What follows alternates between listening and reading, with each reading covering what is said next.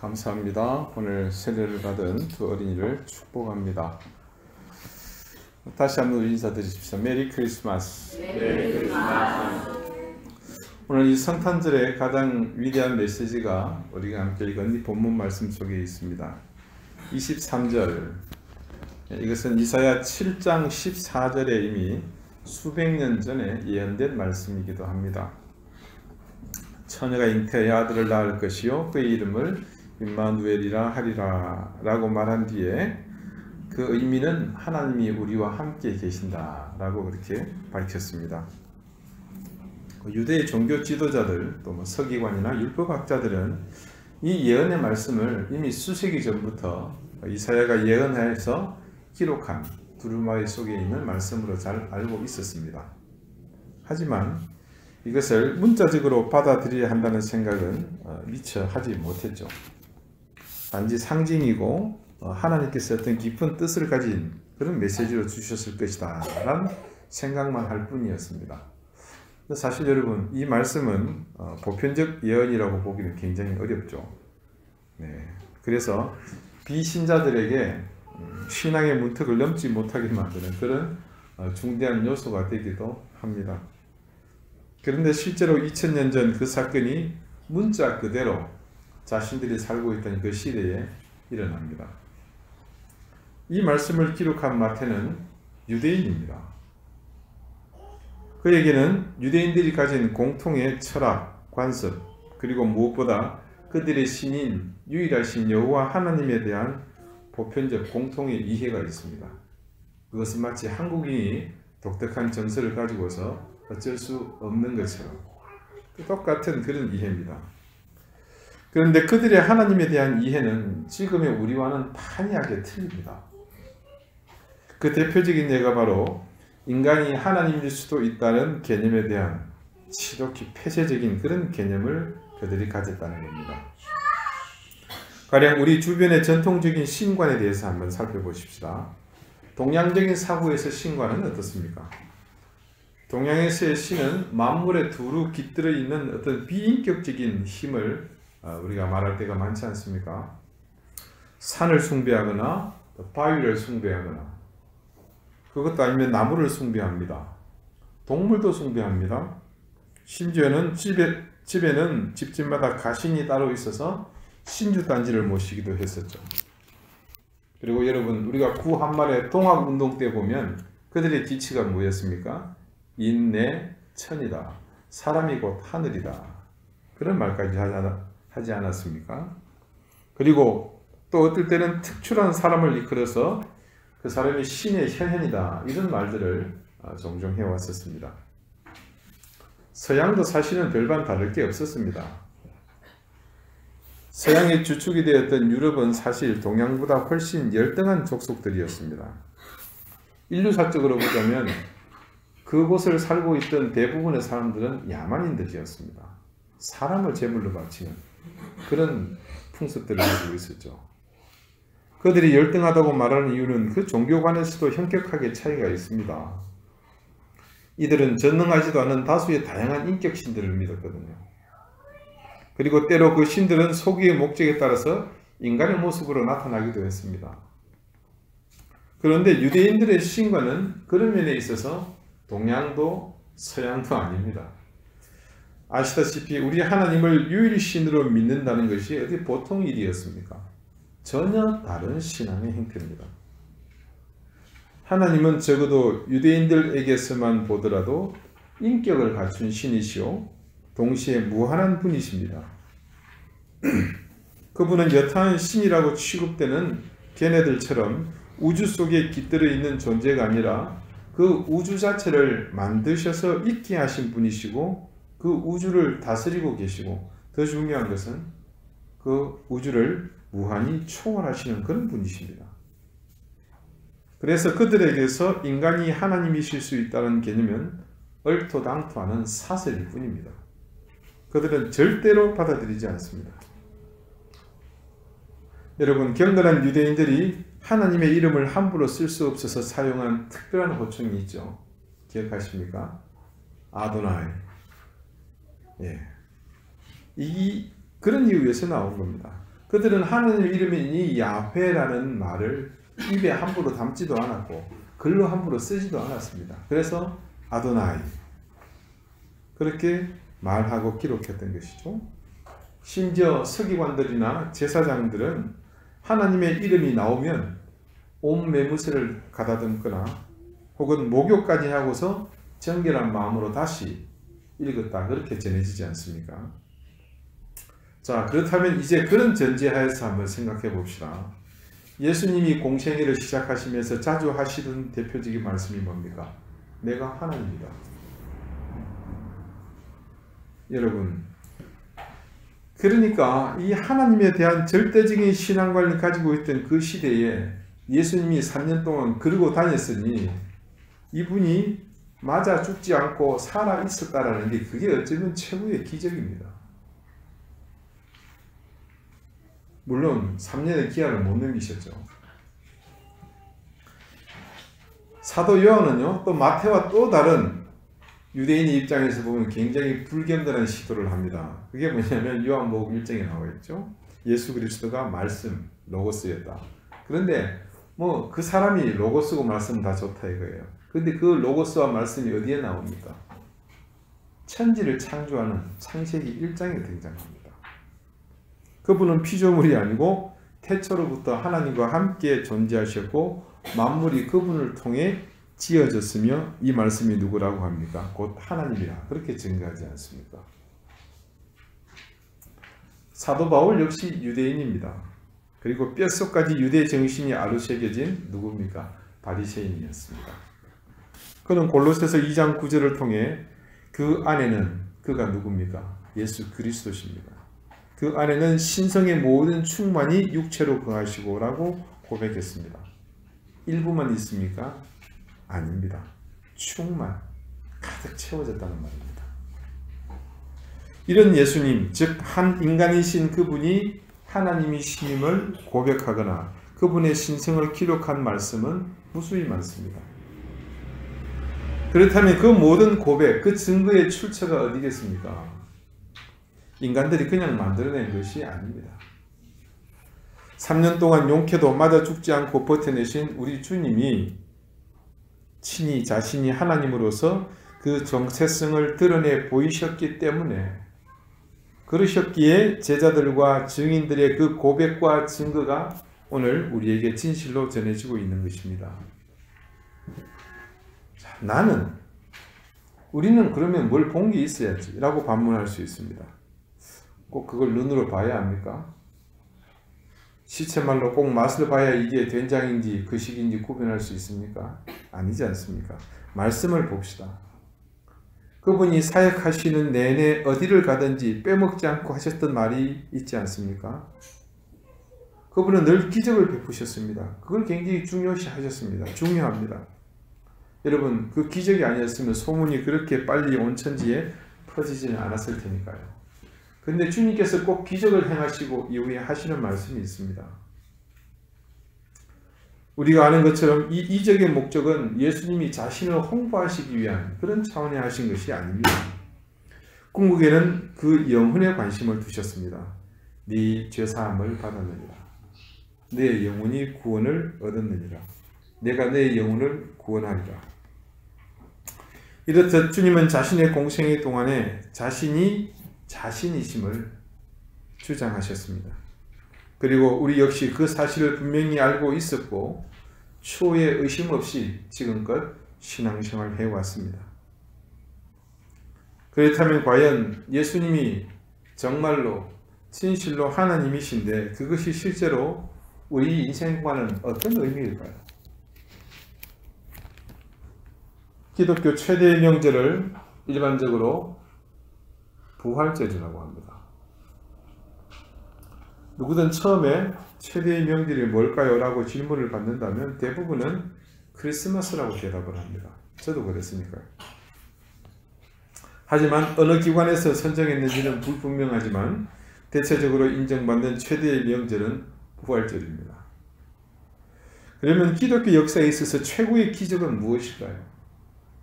그것은 다름 아닌 어떤 것보다 놀라운 일, 성육신의 사건입니다. 죽었던 사람이 살아날 수 있는 일들은 많이 있습니다. 그러나 하나님이 인간이 되시는 일은 결코 일어날 수 없는 일입니다.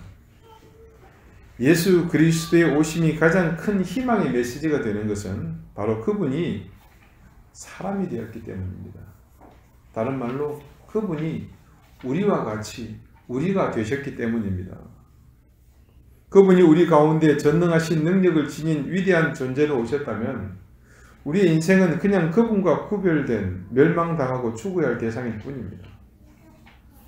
하지만 그분이 우리와 같이 되셨기에 우리는 우리를 넘어선 놀라운 은혜의 내일을 기대하게 되는 것이죠.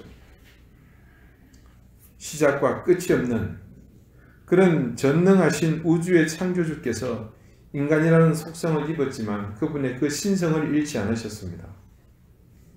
나사렛 사람 목수 요셉의 아들 예수는 분명 희노애락 애오욕을 느끼는 인간이지만 분명 하나님이십니다.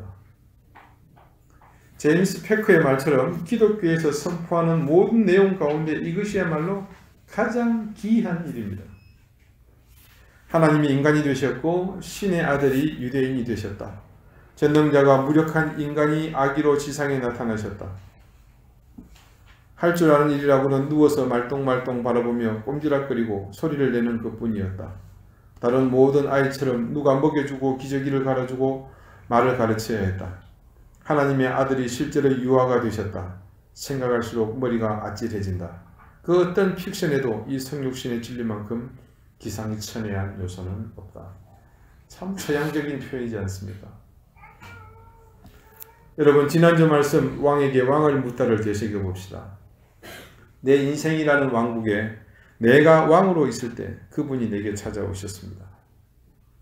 주님이 왕으로 오셨지만 그분이 내 인생의 왕국을 다스리지 못하면 기실 그분의 오심은 내게 무슨 의미가 있겠습니까? 그리고 이 크리스마스는 또 우리에게 어떤 의미이겠습니까? 그런 의미에서 과연 하나님이 인간이 되셨다는 사실이 우리에게 적어도 나에게는 어떤 의미이겠습니까? 우리는 성육신의 이 기적 중에 기적 같은 일이 내 자신에게 어떤 기적으로 다가오는지를 분명하게 깨달아야 합니다. 하나님이 거룩하시기만 하시다면 과연 예수 그리스도께서 우리에게 오셨겠습니까? 그러실 필요가 없을 겁니다. 아마 그러셨다면 이렇게 말씀하셨겠죠. 너희가 힘쓰고 노력해서 나와의 관계를 얻어내라. 그렇게 하셨을 것입니다. 그래서 머리도 깎고 수도 생활도 하고 결혼은 꿈도 꾸지 말고 금욕생활 하면서 육식도 삼가고 검소하게 청빈한 삶을 살다가 고생하면서 뼈마디만 앙상하게 남았을 때까지 세상과 단절하고 가족과 생이별하고 그렇게 수십 년을 살면 너희가 나를 만날 기회를 찾을 것이다. 그렇게 하지 않으셨겠습니까? 그 반대로 생각해 봅시다. 그분이 뭐든지 아무 조건 없이 다 받아주시는 분이시라면 굳이 이 땅에 또 내려오실 필요는 없겠죠. 죄와 악을 모두 묵과하고 무조건 우리를 품어주시는 하나님은 없습니다. 그건 우리가 만든 허상에 불과합니다. 우리는 반드시 무한히 거룩하신 하나님 앞에 이 죄와 악을 해결해야만 나갈 수 있습니다. 우리의 일은 분명하고도 명확한 실존이 바로 그분 사역의 전제 조건이었습니다. 그런데 하나님은 시시비비와 조건 그리고 분량을 정확하게 계산하셔야 하는 분이신가요? 그렇지 않습니다. 그분은 무한하신 사랑, 이 세상의 어떤 존재보다도 그리고 세상의 모든 분량을 다 합친 것보다 더 많은 사랑을 보유하신 분입니다. 그래서 우리가 그분에게로 올라갈 수 없음을 아셨기에 주님께서는 직접 내려오시는 길 외에는 다른 방법이 없었던 것입니다. 하나님이 친히 오셔서 우리가 할 수 없는 일을 해 주셔야 했습니다. 그분은 누구를 대신 보내지 않으십니다. 부흥사나 선교사나 혹은 설교자를 보내서 우리의 힘과 애씀으로 구원받을 수 있는 조건을 제시하신 게 아닙니다. 그분이 직접 오셔서 우리를 데려가십니다. 그러기 위해서 예수께서 하나님께서 우리가 되셨고 우리 중 하나가 되신 겁니다. 그래서 그의 이름을 임마누엘이라 불렀습니다. 그런데 그 이름을 얻기 위해 그분은 너무 많은 것을 버려야 했습니다. 그냥 어느 날 마음 먹고 그렇게 되어진 것이 아닙니다. 하나님의 아들이 자신을 비우고 가난해지셨다는 것은 그의 영광을 모두 버리셨다는 의미입니다. 아까 그 제임스 패크가 이와 같이 말합니다.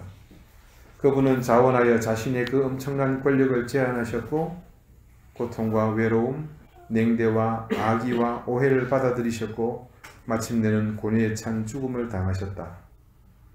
몸보다도 영적으로 더 고통스러운 그 죽음은 생각만 해도 정신이 짓눌릴 정도였다. 그만큼 그분은 사랑받을 만하지 못한 인간들을 더할 나위 없이 사랑하셨다. 여리고길에 강도 만난 이웃을 외면한 제사장과 레위인 같은 정신으로 세상을 살아가는 그리스도인들이 너무나 많다는 것이 오늘날 우리의 수치와 치욕이다. 우리는 사방에 어려운 사람들이 있는 것을 알면서도 하나님이 필요를 채워주시기를 경건하게 바라거나 혹 기도만 하고는 그들의 눈을 피해 반대쪽으로 지나간다. 대부분의 그리스도인들이 그저 멋진 중산층 기독교 가정을 이루어 멋진 중산층 기독교식으로 자녀를 양육하고 멋진 중산층 기독교인 친구들을 사귀는 일을 인생의 목표로 삼는 듯하다. 그러나 주변에 소외된 사람들일랑 각자가 살아나갈 방법을 스스로 찾도록 내버려 둔다. 속물 그리스도인에게는 크리스마스의 정신이 빛나지 않는다. 크리스마스 정신은 삶 전체를 살아가는 원리가 주님처럼 스스로 가난해져 동료 인간들을 풍요롭게 해주는 것이기 때문이다.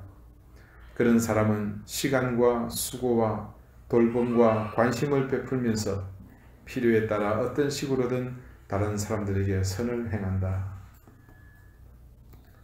하나님이 인간이 되셔서 영광을 비우셨다는 사실은 우리도 권력 있고 호화로운 사람들, 인맥이 넓어 앞길을 훤히 열어줄 수 있는 사람들하고만 어울려서는 안 된다는 의미입니다.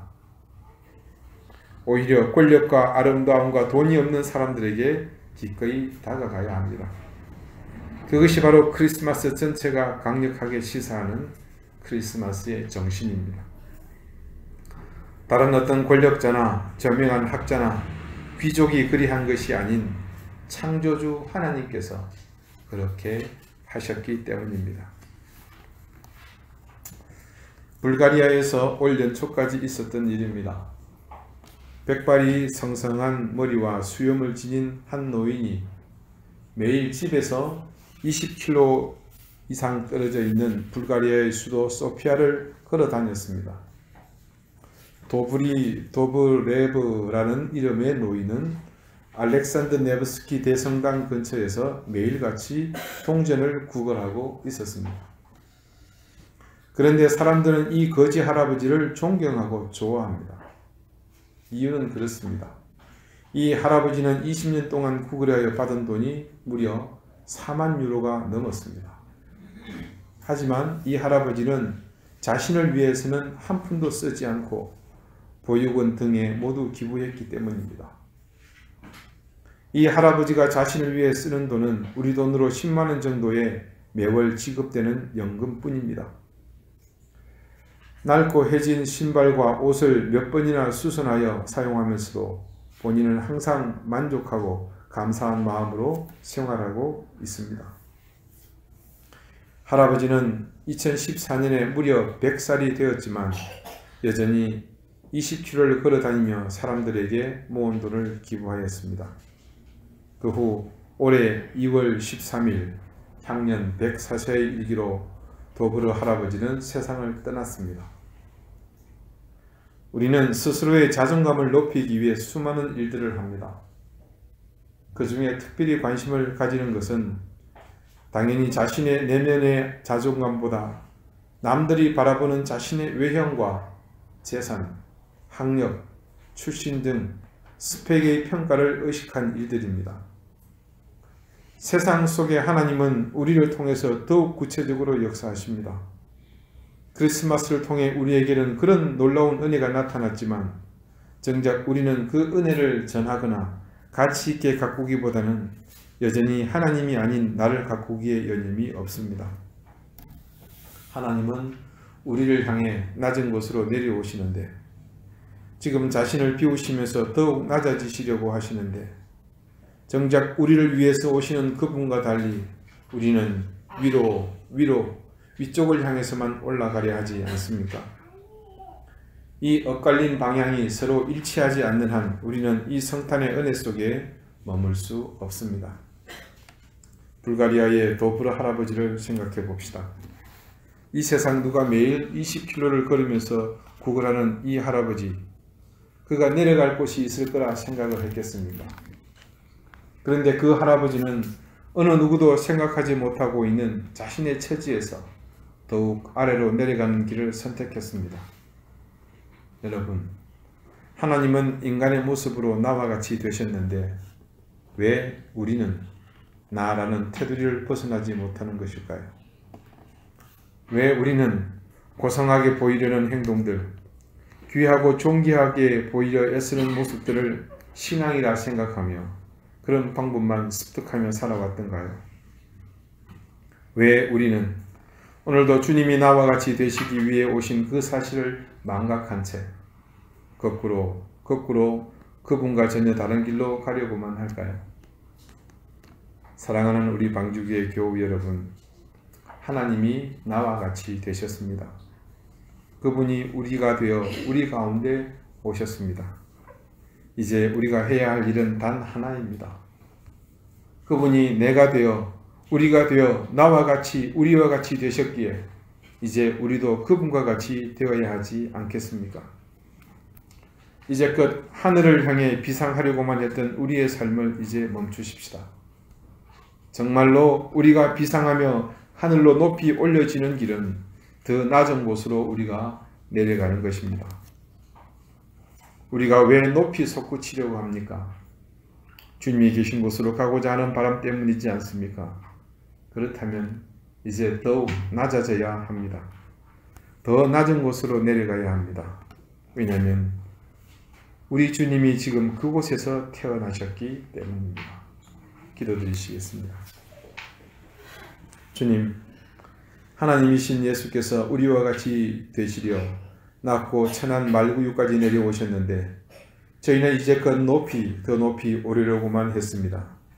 그 삶이 신앙이며 믿음이라고 믿으며 안간힘을 쓰며 살았습니다. 그러나 주님은 그곳에 계시지 않으시며 거룩한 탄생 성탄을 통해 지금 우리의 자리에 함께 계시고 더 낮아지심으로 우리에게서 구원의 역사를 이루십니다. 이제 우리가 대신 주님이 계신 곳이 바로 이 자리이며 더욱 낮은 자리를 향해 내려오신 분이심을 믿기에 우리도 우리 인생의 방향을 이제 높은 곳이 아닌 낮고 더 낮은 자리 주님이 계신 곳으로 나가기 원합니다. 예수 그리스도 이름으로 기도드리옵나이다.